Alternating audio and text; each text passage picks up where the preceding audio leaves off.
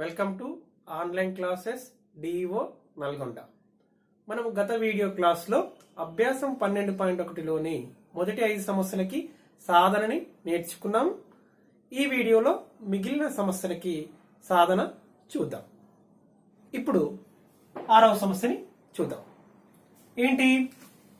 విజయ్ భూమి నుండి 6 మీటర్ల ఎత్తుగల భవనం పై నుండి భూమిపైనున్న ఒక లక్ష్యాన్ని 60 డిగ్రీల నిమ్న కోణములో బాణముతో ఛేదించాలనుకున్నాడు. విజయ్ నుండి లక్ష్యం ఎంత దూరంలో ఉంటుంది అంటే విజయ్ ఎక్కడుండు? 6 మీటర్ల ఎత్తుగల భవనం పై నుండి అన్నాడు. అంటే మనము ఇదేంటి భవనము అనుకుందాం. 6 మీటర్ల ఎత్తుగల భవనము. ఇక్కడ నుంచి మరి విజయ్ ఎత్తు ఏమి ఇవ్వలేదు కాబట్టి భవనం ఎత్తునే మనం విజయ్ ఎత్తుని ఏమి తీసుకోవద్దు, భవనం ఎత్తు ఇక్కడి నుంచి తీసుకోవాలి. విజయ్ ఎత్తు ఇస్తే మళ్ళీ భవనం ఎత్తు అని తీసుకుని పైన మళ్ళీ విజయ్ ఎత్తుని డ్రా చేయాలి పటంలో. కాబట్టి నేను ఇక్కడ ఏ బి భవనం ఎత్తు ఎంత? 6 మీటర్లు. ఓకేనా? ఇది 6 మీటర్. అయితే భూమి పైన ఇక్కడ భూమి పైన పైనుంచి 60 డిగ్రీల నిమ్న కోణంలో బాణంతో ఛేదించాలనుకోండి ఇక్కడ ఉన్న దాన్ని, భూమిపైన ఉన్న ఒక లక్ష్యాన్ని. అంటే ఏమవుతుంది?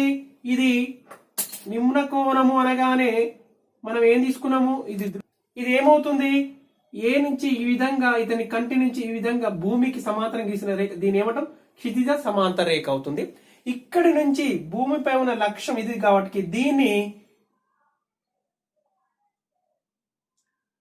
ఏమవుతుంది? ఇది దృష్టి రేఖ. అంటే నిమ్న కోణం అంటే ఏమనుకున్నాము? నిమ్న కోణం అంటే క్షితిజ సమాంతర రేఖకు దృష్టి రేఖ అనేది కింద ఉంటుంది. నిమ్న కోణము ఏర్పడిన కోణం నిమ్న కోణం అంటాం. ఇది ఇక్కడ ఎంత? 60 డిగ్రీలు. 60 డిగ్రీల నిమ్న కోణం. ఇక్కడ ఎక్స్ అని తీసుకున్నట్లయితే ఇప్పుడు ఇది ఏంటి? భవనం అడుగు భాగం నుంచి లక్ష్యాన్ని కలుపుదాం. ఇది ఏ బి, ఇది సి. ఇక్కడ ఏమవుతుంది? 90 డిగ్రీలు. అయితే ఒక్కసారి మనము పటాన్ని పరిశీలించినట్టయితే ఏంటి ఇది? ఎక్స్ఏ అనే రేఖ ఎలా ఉంటుంది? క్షితిజానికి బీసీకి సమాంతరంగా ఉంటుంది. సమాంతరంగా ఉంటుందంటే ఇది అప్పుడు ఏసీ ఏమవుతుంది? ఈ రెండిటికి తిరియక్ రేఖ అవుతుంది. ఎందుకు తిరియక్ రేఖ అంటే ఏమనుకున్నాం మనము? 2 లేదా అంతకన్నా ఎక్కువ రేఖలు ఒక రేఖ విభిన్న బిందువుల వద్ద ఖండించినట్లయితే ఆ రేఖ తిరియక్ రేఖ అంటాం, ట్రాన్స్వర్సల్. కాబట్టి ఇది ఈ రెండు కూడా ఈ రేఖ దీనికి సమాంతరంగా ఉంది కాబట్టి ఇది తిరియక్ రేఖ అనుకుంటే ఇక్కడ angle X AC is equal to angle ACB అవుతుంది. ఓకేనా? ఎందుకంటే alternate inter angles are equal. ఎందుకు? ఈ రెండు XA is parallel to BC కాబట్టి ఇక్కడ 60 డిగ్రీలు ఉంటే ఇది కూడా 60 డిగ్రీలే. ఇప్పుడు మనం ఏం కనుక్కోవాలి? విజయ్ నుండి అంటే విజయ్ ఎక్కడుండు? ఏ వద్ద ఉన్నాడు. లక్ష్యం ఎంత దూరం ఉంది? లక్ష్యం ఎక్కడ ఉంది? సి ఉంది. అంటే మనం కనుక్కోవాల్సింది ఏంటి? ఏసీ కనుక్కోవాలి. ఓకేనా? మనము ఇచ్చిన సమాచారం రాసుకుందాం. సాధన. ఓకేనా? భవనము ఎత్తు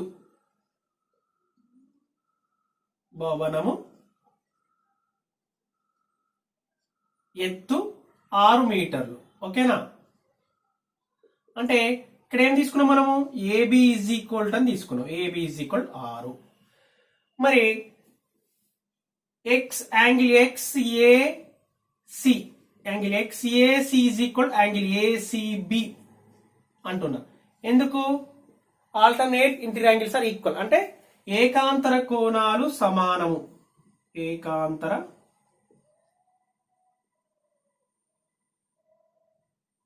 కోణాలు సమానం. అంటే యాంగిల్ ఏసీబీ ఏమవుతుంది? Therefore angle A C B is equal 60 డిగ్రీలు. ఓకేనా? ఇప్పుడు మనం కనుక్కోవాల్సింది ఏసీ. మనకి ఏబి తెలుసు, దీనికి 60 డిగ్రీలకు ఎదురుగా ఉన్న భుజము ఏబి ఇది తెలుసు. మనం కనుక్కోవాల్సింది ఏంటి? ఇక్కడ ఉన్న ఈ లంబ కోణానికి ఎదురుగా ఉన్నది ఏంటి? ఏసీ. అంటే ఇక్కడ ఉన్న విజయ్ ఇక్కడ సి దూరంలో తన లక్ష్యం ఉంది, సి బిందువు వద్ద. అంటే ఈ ఎంత దూరంలో ఉంది అంటుండు. కాబట్టి ఏసీని కనుక్కోవాలి. కాబట్టి ఈ 60 డిగ్రీల అనే కోణానికి మనం ఏం తీసుకుందాం? ఏ త్రికోణమితి నిష్పత్తిని తీసుకుందాం? దీనికి సంబంధం, దీనికి ఎదురు భుజము తెలుసు, మనం కర్ణం కావాలి. అంటే ఏంటి? త్రికోణమితి నిష్పత్తి సైన్ తీసుకుందాం. త్రిభుజం ఏబిసిలో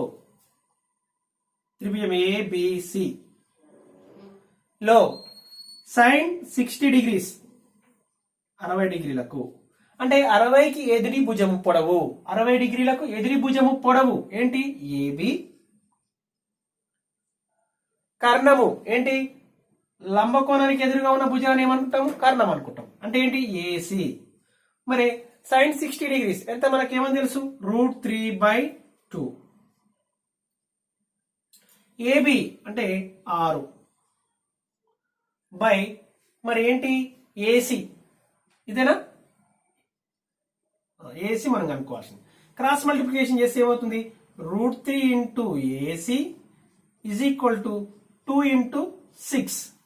ఓకే ఇప్పుడు ఏసి is equal to 2 into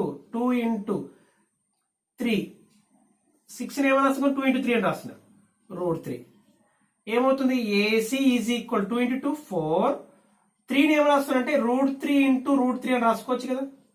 by denominator లో ఒక √3 ఉంది √3 క్యాన్సల్ మనకి ఏమొచ్చింది ఏసి ఈజ్ ఈక్వల్ 4 ఇంటూ √3 మీటర్స్. అంటే ఏంటి విజయ్ నుండి లక్ష్యము 4 ఇంటూ √3 మీటర్ల దూరంలో ఉంది.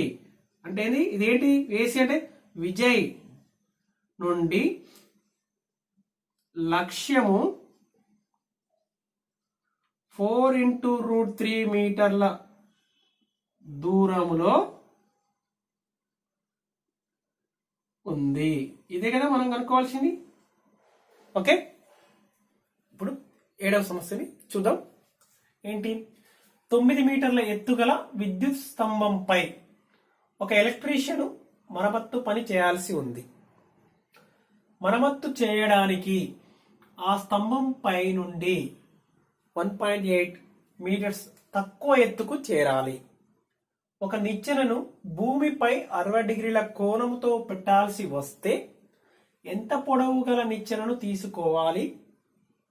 నిచ్చెన అడుగు భాగము నుండి స్తంభము అడుగు భాగం దూరం ఎంత?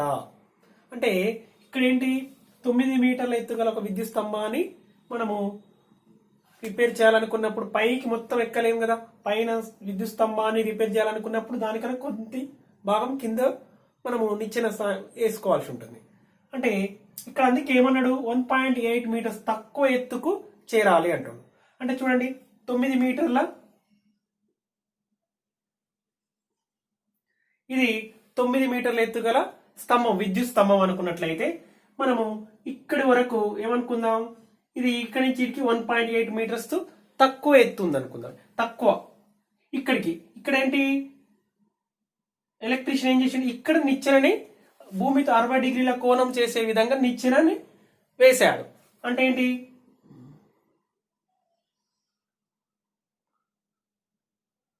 ఇప్పుడు ఓకేనా ఇక్కడ 60 డిగ్రీలు. ఓకే నేను ఏం తీసుకుంటున్నా ఏ బి ఇదేంటి ఏబి అనేది ఏంటిది విద్యుత్ స్తంభం ఎత్తు. ఇక్కడ సి తీసుకుంటున్నాను ఇక్కడ డి తీసుకుంటున్నాను.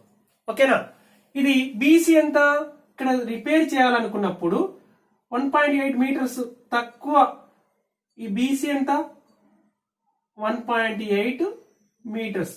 దాన్ని రిపేర్ చేయడం కోసము ఎలక్ట్రీషియన్ ఏం చేసిండు 1.8 మీటర్స్ తక్కువ ఎత్తుకు చేరాలి. ఇక్కడ చేరి ఇక్కడ పై దాన్ని రిపేర్ చేస్తాడు అనమాట. ఈ ఏబి ఎంత మరి 9 మీటర్లు. ఓకేనా ఇప్పుడు ఇది సిడి ఏమవుతుంది సిడి అనేది నిచ్చెన పొడవు.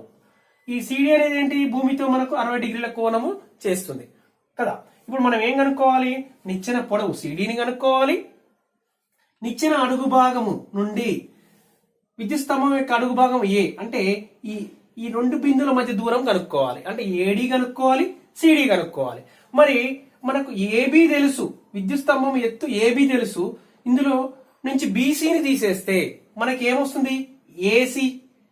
ఈ నుంచి ఇక్కడికి ఏమొస్తుంది 9లో నుంచి 1.8 పోతే ఏమొస్తుంది ఏసీ ఏమవుతుంది 7.2 అవుతుంది. ఓకేనా మనకు త్రిభుజం ఒకసారి ఏసిడి అనే త్రిభుజాన్ని గమనించినట్లయితే కోణం 60 డిగ్రీలకు ఎదుటి భుజం తెలుసు. ఎదుటి భుజం పొడవు ఎంత? 7.2 మీటర్లు. మరి ఇప్పుడు మనకు కావాల్సిన సిడి కదా, అంటే దీనికి దీనికి రెండు భుజాల నిష్పత్తి అనేది ఏ త్రికోణమితి నిష్పత్తిని తెలుపుతుంది. తీసుకున్నట్లయితే ఈ రెండు భుజాల నిష్పత్తి తీసుకుంటే ఏమొస్తుంది? సైన్ తీసుకుంటే ఈ రెండు భుజాల నిష్పత్తిని తీసుకుని అనుకోండి, దీనికి 60 డిగ్రీస్ కి సైన్ అప్లై చేస్తే ఏమవుతుంది? ఈ రెండు భుజాల నిష్పత్తి వస్తుంది కదా. కాబట్టి అప్పుడు సిడి నిచ్చెన పొడవు వస్తుంది. తర్వాత నెక్స్ట్ ఏం చేయాలి? ఈ విద్యుత్ స్తంభం యొక్క అడుగు భాగం ఏ, నిచ్చెన యొక్క అడుగు భాగం డి, ఈ రెండింటి మధ్య దూరం ఏడి కనుక్కోవడం కోసము ఏసీ తెలుసు కాబట్టి 60 డిగ్రీలకి ఎదురు భుజం తెలుసు. ఇప్పుడు ఆసన భుజం కావాలి కావునప్పుడు ఇక్కడ దీనికి tan తీసుకోవాలి. 60 డిగ్రీలకి తీసుకుంటే అప్పుడు ఏమవుతుంది? ఎదుటి భుజంపై ఆసన భుజం. ఇప్పుడు ఏడి కూడా తెలుస్తుంది. కాబట్టి మనము ముందుగా ఏం రాసుకుందాం? ఇచ్చిన సమాచారాన్ని రాసుకుందాం. సాధన అంటే విద్యుత్ స్తంభం ఎత్తు,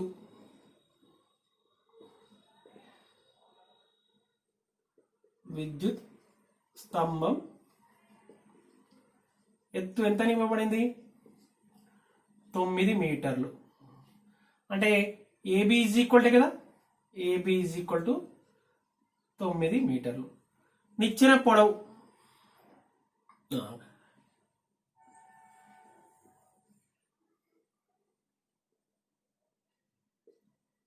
అంటే నిచ్చెన్ని మనం స్తంభం పైన సీన బిందువు 1.8 మీటర్ల కిందికి వేసుకున్నాం కాబట్టి నిచ్చెన పొడవు ఈజ్ ఈక్వల్ సిడి. ఓకేనా? యాంగిల్ ఇంకేం రాద్దాం? A B A C is equal to ఏమని రాస్తున్నట్టే A C is equal to A B minus B C. అంటే 9 minus 1.8 is equal 7.2. A C is equal అంటే ఏసీ అనేది ఏంటిది? నిచ్చెన అనేది స్తంభానికి స్తంభానికి వేసిన బిందువు సి కాబట్టి ఏసీ అనేది ఏమవుతుంది? 9 మైనస్ 1.8 కాబట్టి 7.2. ఏసీ అనేది 7.2. త్రిభుజము ఏడిసి, ఏడిసిలో ఇంకా ఇక్కడ మనం ఏం రాద్దాము? నిచ్చెన పొడవు సిడి మరియు నిచ్చెన అడుగు భాగము మరియు స్తంభం అడుగు భాగముల మధ్య దూరము, నిచ్చెన అడుగు భాగము నుండి స్తంభం అడుగు భాగము మధ్య దూరము. ఇంకేం తీసుకున్నాం ఇక్కడ? నిచ్చెన అడుగు భాగము నుండి స్తంభం అడుగు భాగం మధ్య దూరము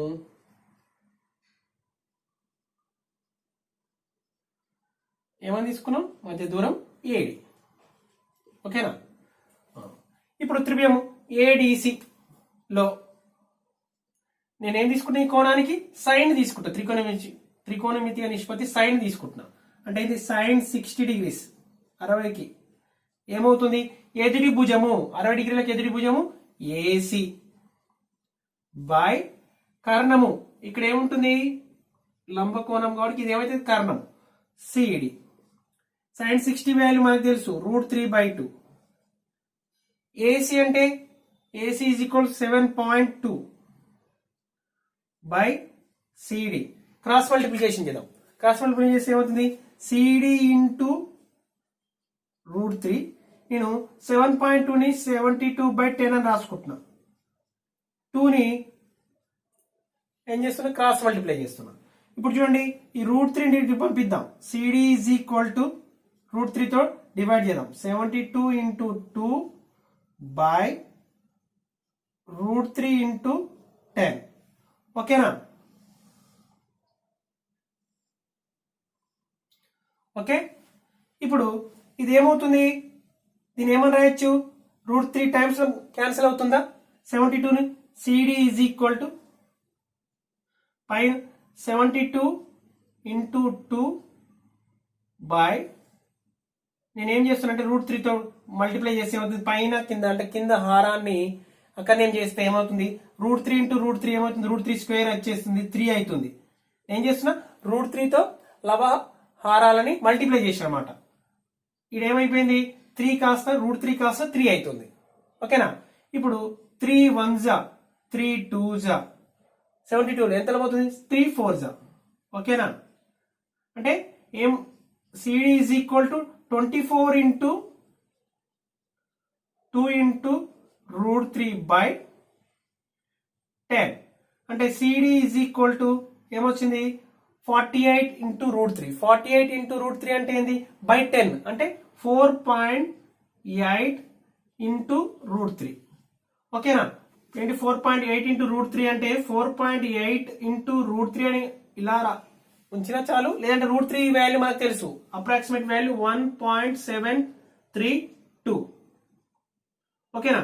4.8 ని 1.732 తోటి మల్టిప్లై చేస్తే ఏమొస్తుంది, మల్టిప్లై చేస్తే 8.3136 ఓకేనా.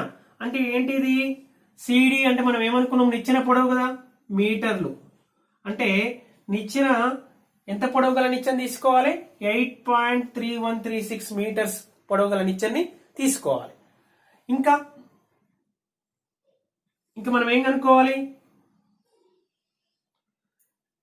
నిచ్చెన అడుగు భాగము డి మరియు స్తంభం అడుగు భాగం ఏ, ఈ రెండింటి మధ్య దూరం ఏడీని కనుక్కోవాలి ఓకేనా. మళ్ళీ త్రిభుజం ఏడిసి లో ఇక్కడ tan 60 తీసుకుంటున్నా, దీనికి tan 60 degrees is equal to మనకు ఇది తెలుసు ఆసన భుజం కావాలి అంటే ఏంది ఎడిటి భుజము అంటే AC by AD. tan 60 value ఎంత మనకు తెలుసు కదా √3 ఓకేనా. ఏసీ వాల్యూ 7.2 బై ఏడి ఓకేనా. ఇప్పుడు క్రాస్ మల్టిప్లై చేస్తే ఏమవుతుంది ఏడి ఇంటూ √3 బై 7.2 ఏమని తీసుకుందాం 72/10 అని తీసుకుందాం. మళ్ళీ AD is equal to 72 by √3 into 10. మనము ఇంత ముందుకు చూడండి మళ్ళీ దీని ఎంతలో క్యాన్సిల్ చేయొచ్చు 24 వస్తుంది.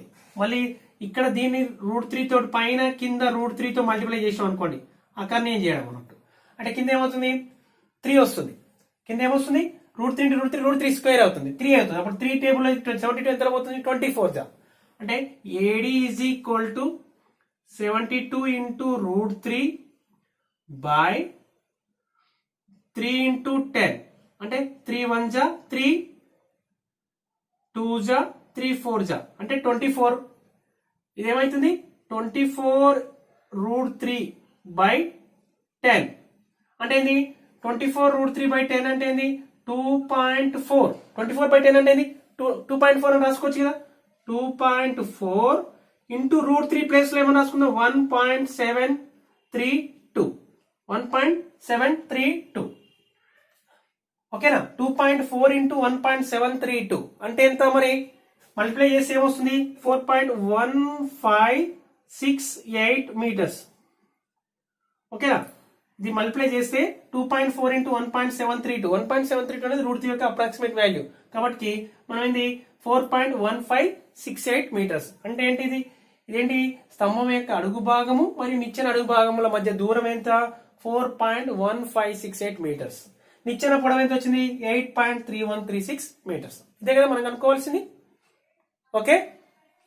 ఇప్పుడు ఎంఏ సమస్యని చూద్దాం. ఏంటి ఒక నావ ఒక నదిని దాటాల్సి ఉంది. నది ప్రవాహము కారణంగా ఆ నది తీరంతో 60 డిగ్రీల కోణము చేస్తూ ఆ నావ 600 మీటర్లు ప్రయాణించి అవతలి తీరాన్ని చేరింది. ఆ నది వెడల్పు ఎంత?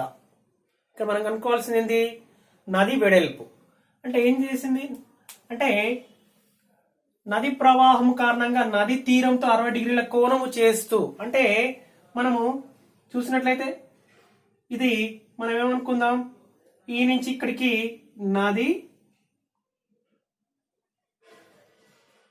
వెడల్పు ఇది నది వెడల్పు. ఇక్కడ ఇదేంటి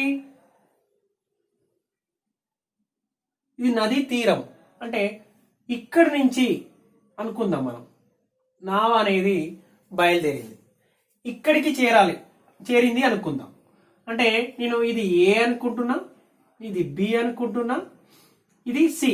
బీసీ ఏమవుతుంది, నది వెడల్పు అవుతుంది.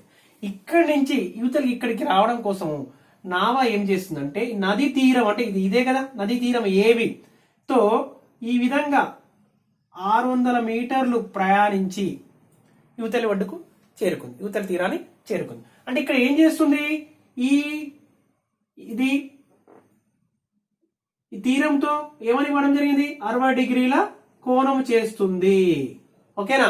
మరి ఈ నుంచి ఇక్కడ వరకు అంటే ఎంత దూరం ప్రయాణించింది, 600 మీటర్లు. చూడండి ఒక్కసారి ప్రాబ్లం చూడండి. ఒక నావ ఒక నదిని దాటాల్సి ఉంది. నది ప్రవాహం కారణంగా ఆ నది తీరముతో డైరెక్ట్ జనరల్ గా నదిని దాటాలనుకున్నప్పుడు ఈ విధంగా ఇక్కడి ఇలా డైరెక్ట్ వస్తారా, రారు కదా, ఇట్లా క్రాస్ గా ఇలా వస్తుంది అనమాట. అయితే ఎందుకు అప్పుడు ఏమైతుంది, ఇది నది తీరము, ఇది దీనితో ఈ విధంగా రావడం ద్వారా ఈ రెండింటి మధ్య కోణం ఏమవుతుంది, నది తీరంతో కోణము 60 డిగ్రీల కోణం అనమాట. కోణం చేస్తూ ఆ నావ 600 మీటర్లు ప్రయాణించింది. 600 మీటర్లు ప్రయాణించి యువతల తీరానికి ఇక్కడ నుంచి యువతల తీరానికి ఇక్కడికి చేరింది. ఓకేనా. ఆ నది వెడల్పు ఎంత, నది వెడల్పు బీసీ. ఓకేనా. సాధన నది వెడల్పు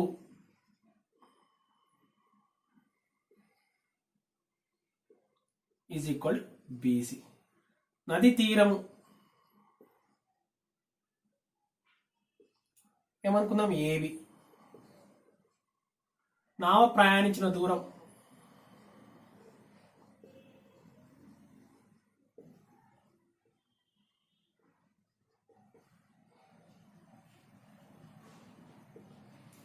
ఎన్ని 800 మీటర్లు ప్రయాణించి అవతల తీరానికి చేరింది, 600 మీటర్లు.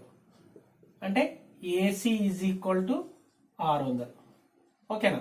మరి నావ నది తీరంతో యాంగిల్ బిఏసి అనుకుందాం. బిఏసి 60 డిగ్రీల కోణం చేస్తుంది కదా, 60 డిగ్రీలు. ఇప్పుడు మనకి ఏం కావాలి, బీసీ కావాలి.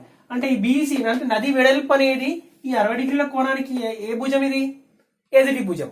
కాబట్టి ఇది కర్ణము, ఇది ఎదుటి భుజం అన్నప్పుడు మనం ఏ త్రికోణమితి నిష్పత్తిని తీసుకోవాలి, ఈ కోణానికి సైన్ తీసుకుందాం. త్రిభుజము ఏబిసి లో సైన్ 60 ఈజ్ ఈక్వల్ 60కి ఎదుటి భుజము అంటే బీసీ, ఎదుటి భుజము పొడవు బై కర్ణము అంటే ఏసి. ఓకేనా. సైన్ 60 అంటే ఎంత మనకు విలువ తెలుసు, √3/2. √3/2 కదా. మరి బీసీ అంటే మనం కనుక్కోవాల్సింది బీసీ నది వెడల్పు. కాబట్టి యాసిడ్ రాద్దాం. ఏసీ నా ప్రయాణించిన దూరం, అవతలి ఒడ్డు నుంచి ఇవతలి ఒడ్డు చేరుకోవడం కోసం ప్రయాణించిన దూరం అది 600. సో ఇప్పుడు క్రాస్ మల్టిప్లికేషన్ చేస్తే ఏమవుతుంది, బీసీ ఈజ్ ఈక్వల్ 600 ఇంటూ √3/2. చూడండి 2 1 జా 2 300 జా 300. అంటే బీసీ ఈజ్ ఈక్వల్ టు ఏమవుతుంది, 300√3. ఏంటిది ఇది, బీసీ అంటే నది వెడల్పు. దేర్ఫోర్ నది వెడల్పు ఇదే కదా మనం కనుక్కోవాల్సింది. నది వెడల్పు is equal to 300 into √3 metres. కొలతలు ఇందులో ఇవ్వడం ప్రమాణాలు మీటర్లు కాబట్టి 300 ఇంటూ √3 మీటర్ అది వెడల్పు. ఓకే. ఇప్పుడు 9వ సమస్యని చూద్దాం. ఏంటి, 1.8 మీటర్ల ఎత్తు ఉన్న ఒక పరిశీలకుడు ఒక తాటి చెట్టు నుండి 13.2 మీటర్ల దూరంలో ఉన్నాడు. ఆ చెట్టుపై పరిశీలకుడి కంటి నుండి 45 డిగ్రీల ఊర్ధ్వ కోణం చేస్తుంది. ఆ చెట్టు పై భాగం అనేది ఈ పరిశీలకుడి కంటి నుంచి ఎంత కోణం చేస్తుంది చూస్తే 45 డిగ్రీల ఊర్ధ్వ కోణం చేస్తుంది. అయినా అయితే ఏం చేయాలి, ఇప్పుడు మనము ఆ చెట్టు ఎత్తు ఎంత, ఇక్కడ మనము ఈ సమస్యలో మనం పరిశీలకుడు అని చెప్పి పరిశీలకుడు ఎత్తు ఇచ్చింది కాబట్టి మనం ఆ పరిశీలకుడు ఎత్తుని మనం తీసుకోవాలి. పరిశీలకుడు అని మాత్రం ఇచ్చినట్లయితే మనం ఒక బిందువులా తీసుకుంటామని చెప్పినాం మొదటి క్లాసులోనే. కాబట్టి ముందుగా చెట్టు ఎత్తు కనుక్కోవడం కోసం మనము ఆ చెట్టుని ఏం చేద్దాం, తీసుకుందాం. ఇది చెట్టు. ఓకేనా. అయితే ఈ చెట్టు నుంచి పరిశీలకుడు ఎంత దూరంలో ఉండు, ఈ చెట్టు యొక్క అడుగు భాగం నుంచి 13.2 మీటర్ల దూరంలో ఉన్నాడు. అంటే నేను పరిశీలకుడు ఇక్కడ తీసుకుంటున్నాను. ఓకేనా.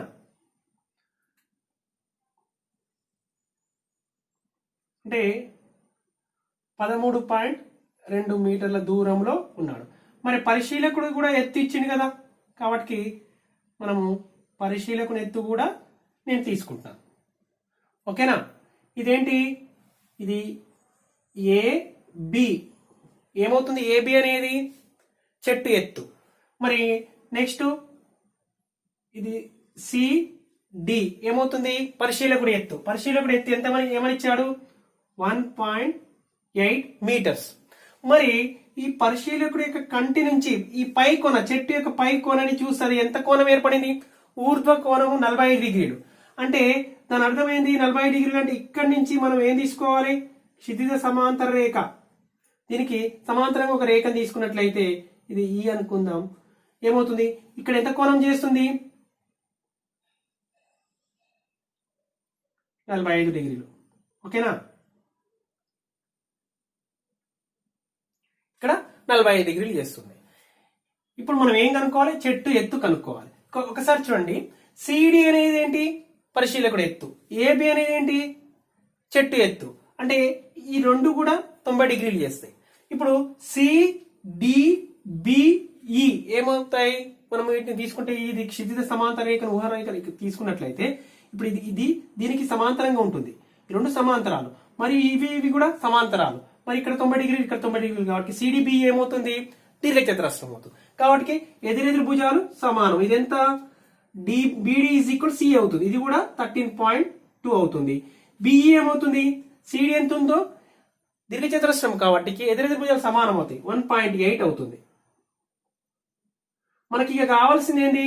త్రిభుజము ఏసిఈ ద్వారా మనం ఏఈని కనుక్కున్నట్లయితే ఇది తెలుసు మనకు 13.2, సిఈ 13.2 కాబట్టి ఏఈని కనుక్కున్నట్లయితే మనం అప్పుడు తాటి చెట్టు ఎత్తు is equal A B is equal A E plus B E కలిపినట్లయితే మనకేమొస్తుంది? తాటి చెట్టు ఎత్తు వస్తుంది. కాబట్టి మనం ఈ 45 డిగ్రీల కోణానికి ఇది ఏమైతే? ఎదుటి భుజము, ఇది ఆసన భుజం అన్నప్పుడు మనం ఏం తీసుకోవాలి? ఈ త్రిభుజంలో ఈ కోణానికి టాన్ త్రికోణమితి నిష్పత్తి టాన్ తీసుకోవాలి. ఓకేనా? ఇచ్చిన సమాచారాన్ని రాసుకుందాం.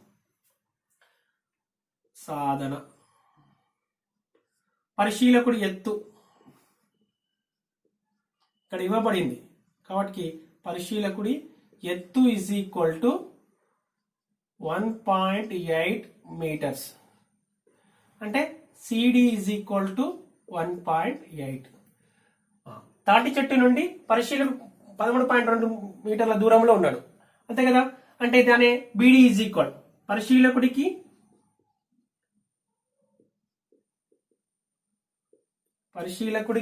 తాటి చెట్టు అడుగు భాగానికి మధ్య దూరం, తాటి చెట్టుకి మధ్య దూరం, చెట్టుకి మధ్య దూరం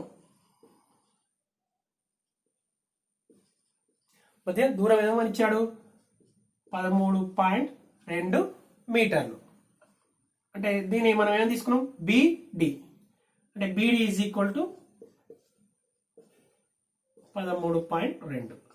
మరి ఇక్కడ సి అంటే పరిశీలకుడి కంటి నుంచి మనం ఏం చేసాము? క్షితిజ సమాంతర రేఖను గీస్తే అది ఏమైంది? సిడిబిఈ అనేది దీర్ఘచతురస్రం.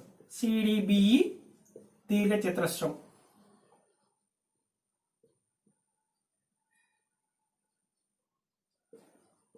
కదా? కాబట్టి బిడి ఈజ్ ఈక్వల్ నుండి మనం ఏమో రాసుకోవచ్చు? నుండి B D is equal to E C or C E మరియు ఇంకా C D is equal to B E, C D is equal to B or E B. ఏమవుతుంది? సిఈ ఏమవుతుంది? దీని నుంచి C E is equal to 13.2, B E is equal మరియు B E is equal to 1.8 metres. ఇప్పుడు ఏమైపడుతుంది? త్రిభుజం A C E, angle A C E is equal 45 డిగ్రీలు కాబట్టి త్రిభుజం ఏసీఈ లో ఏం తీసుకుంటున్నా? ఇక్కడ ఉన్న ఈ కోణానికి టాన్ అప్లై చేస్తాం. త్రికోణమితి నిష్పత్తి tan 45 degrees is equal to దీనికి ఎదురి భుజము ఏఈ. ఓకేనా? ఏఈ బై 45 డిగ్రీలకి ఆసన భుజం పొడవు సిఈ. tan 45 డిగ్రీ వాల్యూ ఎంత మనకు తెలుసు 1. ఏఈ విలువ మనం కనుక్కోవాలి. ఏఈ ఈజ్ ఈక్వల్ సిఈ విలువ 13.2. క్రాస్ మల్టిప్లికేషన్ చేస్తే 13.2 is equal AE. AE is equal to 13.2 మీటర్లు. ఓకేనా. ఇప్పుడు తాటి చెట్టు ఎత్తు therefore అని రాసినా పర్వాలేదు, ఇక్కడ రాద్దాం. తాటి చెట్టు ఎత్తు therefore చెట్టు ఎత్తు మనం ఏమైనా తీసుకున్నాం ఏబి కదా. మరి ఏబి ఈజ్ ఈక్వల్ ఏమని రాయొచ్చు AE plus B. AE plus B. AB is equal to AE ఎంత వచ్చింది మనకి ఇప్పుడు 13.2 plus BE 1.8. AB is equal to 15. అంటే therefore చెట్టు ఎత్తు ఈజ్ ఈక్వల్ 15 మీటర్లు. 15 మీటర్లు. ఓకేనా. ఇప్పుడు 10వ సమస్యని చూద్దాం. ఏంటి? ప్రక్కనున్న పటంలో AC is equal 6 centimetres, AB is equal 5 centimetres మరియు సిఏబి ఈజ్ ఈక్వల్ 30 డిగ్రీస్ అయినా ఏబిసి వైశాల్యాన్ని కనుక్కోనుము అని ఇచ్చాడు. వైశాల్యాన్ని కనుక్కోనుము అంటే మనకు ఏంటి half 1/2 into base into height. అంటే మరి ఇక్కడ బేస్ ఏసీ భుజం మీదకి నేను ఏం తీసుకుంటున్నానంటే బి నుంచి ఒక లంబాన్ని తీసుకుంటున్నా. అంటే ఏబిసి యొక్క ఎత్తుని తీసుకున్నట్లయితే ఏమవుతుంది ఏసీ మరి ఈ బీడీని తీసుకున్న లంబాన్ని బీడీ అనుకున్నట్లయితే ఏమవుతుంది అప్పుడు హాఫ్ బేస్ ఇంటూ హైట్ చేస్తే మనకు ఏమొస్తుంది త్రిభుజ వైశాల్యము వచ్చేస్తుంది. కాబట్టి దానికోసం నేను ఏం చేస్తున్నాను త్రిభుజ వైశాల్యం కనుక్కోవడం కోసం బి నుంచి దీని ఎదుటి భుజానికి లంబాన్ని ఉన్నతిని గీస్తున్నాను. ఓకేనా. దీని డి అనుకుంటున్నా. ఇప్పుడు మనకి ఏసీ ఈ త్రిభుజంలో భూమి ఏసీ అనుకున్నట్లయితే దీని యొక్క పొడవు ఎత్తు ఏమవుతుంది బీడీ అవుతుంది. ఇప్పుడు బీడీని కనుక్కొని half base AC into BD చేసేస్తే మనకు త్రిభుజ వైశాల్యం తెలుస్తుంది.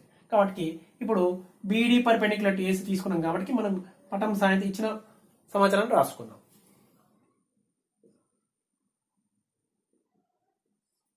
సాధన ఏమిచ్చాడు త్రిభుజం ఏబిసి లో AC is equal to 6 centimetres, AB is equal to 5 centimetres, angle A or angle CAB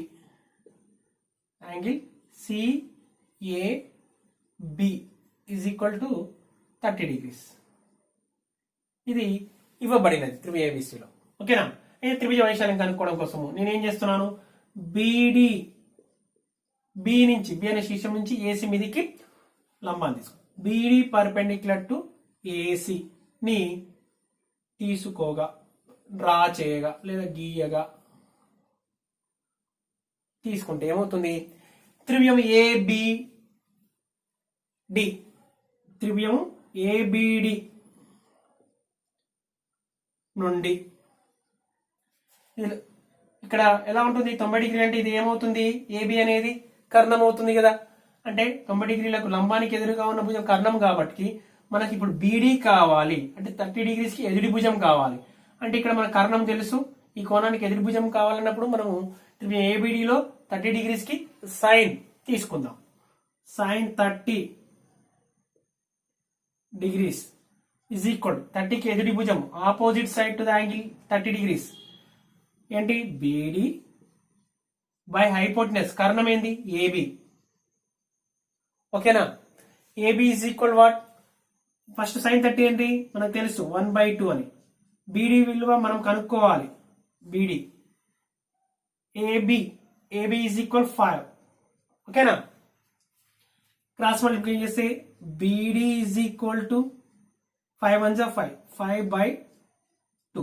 దీని 2.5 అని కూడా తీసుకోవచ్చు. బీడీ ఈజ్ ఈక్వల్ ఏమొచ్చింది 5/2. ఓకేనా. ఇప్పుడు త్రిభుజం ఏబిసి వైశాల్యం అనుకోవాల్సింది ఏంటి, త్రిభుజం ఏబిసి వైశాల్యం కదా, వైశాల్యం ఈజ్ ఈక్వల్ ఆఫ్ భూమి అంటే బేస్ ఇంటూ ఎత్తు హైట్. ఓకేనా. ఇక్కడ ఆఫ్ భూమి ఏసీ తీసుకున్నట్లయితే ఎత్తు బీడీ అవుతుంది, AC into BD 1/2, AC is equal to 6, BD is equal 5/2. 2 1 జా 2 3 జా అంటే ఏమొస్తుంది, ఇది 5 3 జా 15, 15/2 సెంటీమీటర్స్ స్క్వేర్. 15/2 ఏమని రాయొచ్చు, 7.5 చదరపు సెంటీమీటర్లు. అంటే త్రిభుజ వైశాల్యం ఏంటి ఇక్కడ రాద్దాం సైడ్. దేర్ఫోర్ త్రిభుజం ఏబిసి వైశాల్యం ఏంటి, 7.5 చదరపు సెంటీమీటర్లు. ఓకేనా. ఏంటి మనం ఏం చేసాము, వైశాల్యం కనుక్కోవడం కోసము ఒక లంబం బీడి ఏసీ మీద ఒక లంబాన్ని, అది దాని యొక్క ఎత్తు అవుతుంది. ఇది భూమి, ఇది ఎత్తు. ఈ త్రిభుజం ఏబిడి ఎత్తు తీసుకోవడం వల్ల ఏబిడి అనే త్రిభుజం ద్వారా దీన్ని కనుక్కొని బీడీని కనుక్కొని మనకు హాఫ్ బేస్ ఇంటూ హైట్ లో సబ్స్టిట్యూట్ చేసినట్లయితే మనకు త్రిభుజ వైశాల్యం తెలుస్తుంది. Okay, thank you.